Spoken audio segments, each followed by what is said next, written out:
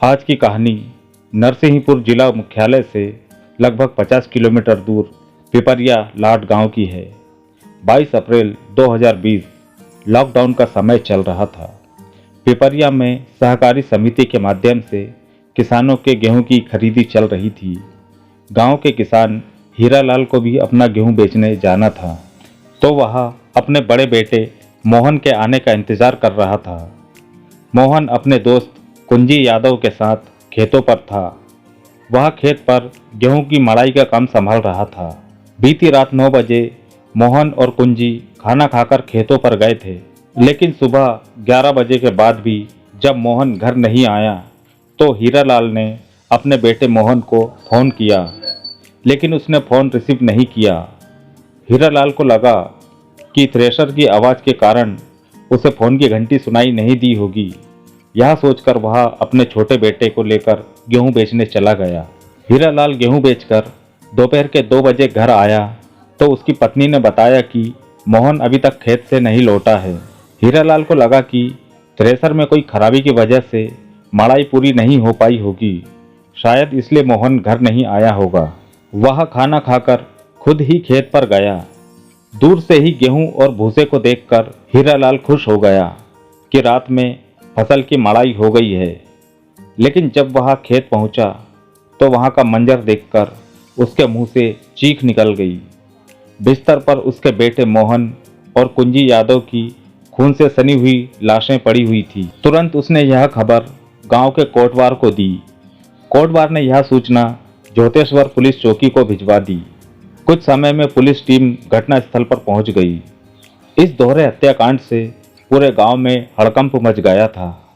Postmortem की प्रक्रिया के बाद दोनों लाशों का अंतिम संस्कार करा दिया गया, लेकिन पुलिस के सामने सवाल था कि यह हत्या किसने की थी और क्यों की थी।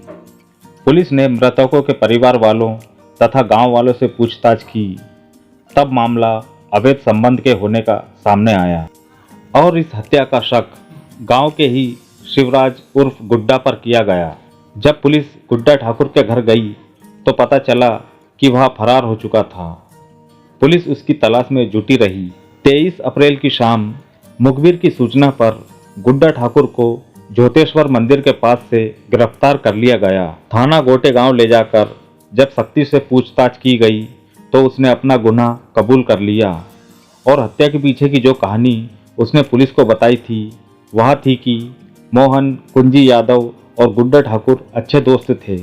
इसी दोस्ती के चलते मोहन और कुंजी का गुड्डा के घर आना जाना था, लेकिन गुड्डा नहीं जानता था कि मोहन की नज़र उसकी खूबसूरत पत्नी पर थी। जब गुड्डा घर में नहीं होता था तो मोहन उसके घर जाता और गुड्डा की पत्नी से हंसी मजाक के बहाने नज़दीकियां बढ़ाने की कोशिश करता। गुड्डा की पत्नी भी इस बात को समझ चुकी थी। वह भी मोहन को चाहने लगी थी। अब दोनों का प्रेम प्रसंग शुरू हो गया था। गुड्डा जब रातों को गन्ने के खेत में पानी देने जाता तब मोहन और कुंजी उसके घर पहुंच जाते। कुंजी घर के बाहर पहरा दे रहा होता और मोहन घर के अंदर अपनी प्रेमिका यानी गुड्डा की पत्नी के साथ रंगरलियां मनाता। इस मामले में कुंजी मोहन का पूरा साथ दे रहा था। धीरे धीरे उनके इश्क के चर्चे पूरे गांव में फैल गए थे। जब यह बात मोहन के कानों तक गई तो उसे अपने दोस्त द्वारा धोखा दिए जाने का बड़ा दुख हुआ, लेकिन फिर भी उसने मोहन को समझाने की कोशिश की कि वह ऐसा ना करे। लेकिन मोहन ने अपनी गलती मानने की बजाय उल्टा गुड्डा की मर्दानगी का मजाक बनाना शुरू कर दिया था। तो उसने अपनी पत्नी को समझाने की कोशिश की, मगर वह भी नहीं मानी। इसी बात को लेकर पति पत्नी में रोज के विवाद शुरू हो गए थे। इसी के चलते 2 महीने पहले गुड्डा की पत्नी अपने मायके गांव घर गंवा चली गई। पूरे गांव में गुड्डा की बदनामी हो चुकी थी। उसकी घर गृहस्थी उजड़ चुकी थी, जिससे वह टूट चुका था। उसके दिल में मोहन के लिए इतनी नफरत पनप चुकी थी कि उसने मोहन की हत्या करने का मन बना लिया था। इसी फिराक में वह मोहन पर नज़र रखने लगा। जब उसे पता चला कि मोहन और कुंजी रात को खेतों पर जाते हैं तो वह 21 अप्रैल की रात अपनी खेत की टपरिया से मोहन और कुंजी पर नज़र रख रहा था। फसल की मड़ाई पूरी होने के बाद जब दोनों खेतों में सो गए तब रात के लगभग 2 बजे गुड्डा कुल्हाड़ी लेकर उनके पास जा पहुंचा और गहरी नींद में सो रहे मोहन और कुंजी के सिर पर कुल्हाड़ी से कई बार किए, जिससे उनकी मौत हो गई। मोहन की हत्या का कोई गवाह या सबूत ना मिले, इसलिए उसने कुंजी यादव को भी मार दिया था। बदनामी, पत्नी और दोस्त के द्वारा दिए गए धोखे और अपना घर उजड़ जाने के दर्द ने गुड्डा को हत्यारा बना दिया था। आईपीसी की धारा 302 के तहत मुकदमा दर्ज कर गुड्डा ठाकुर को जेल हो गई और इस तरह एक और जुर्म की कहानी का अंत हुआ। अंत में दोस्तों, हमारा मकसद आपका मनोरंजन करना नहीं, आपको जुर्म के प्रति जागरूक करने का है।